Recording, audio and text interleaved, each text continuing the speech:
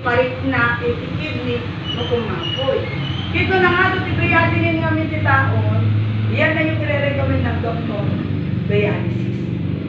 Yung pasyente namin ito'y, sana naman nga, puro flu na, ma'am, Hong Kong pa lang, found out na damage ang kidney ko.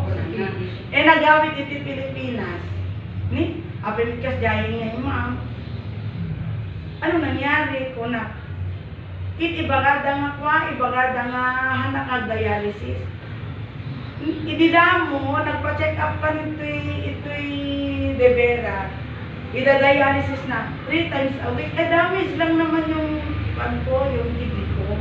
Baka may paspas-pasan iti soft drinks ko na. Kasi numit mamkit agmamayo na kita na pag-inom.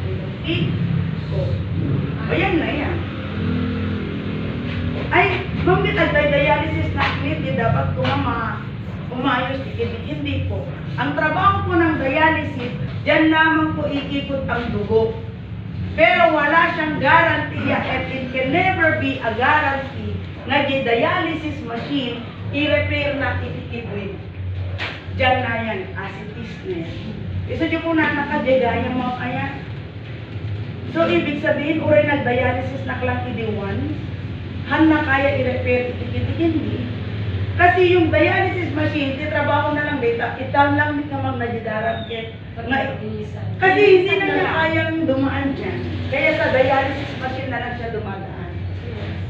So, ang tanong niya sa akin, so mga ma-repair your kidney ko. Kaya pang i-repair yan ng cleansing. Linisan lang natin ito. Isarding ko ni dialysis, hindi ituloy mo muna ang dialysis mo kasi dugo naman ang dadaan sa dialysis machine. Yung cleansing naman, yung kidney mo ang lilinisan niya, i-repair na yung kidney. Nangalakan niya ang itikas po. Kasi yung pasyente namin dito sa may Harana, ni Nanay Tatay Prudencio Matias,